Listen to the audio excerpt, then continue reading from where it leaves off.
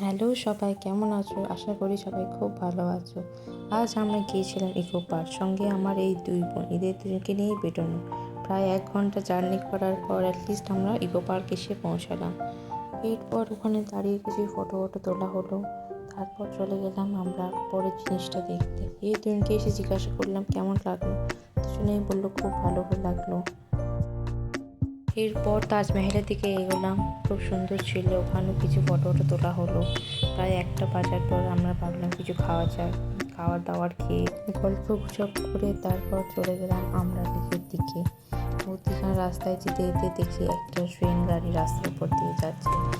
এইটা দেখে আমরা সবাই হাসাহাসি করে পৌঁছে গেলাম লেকে। লেকটা খুব সুন্দর ছিল, খুবই সুন্দর ছিল। এবার ওখানে দাঁড়িয়ে দাঁড়িয়ে কিছু ফটো তোলা হলো।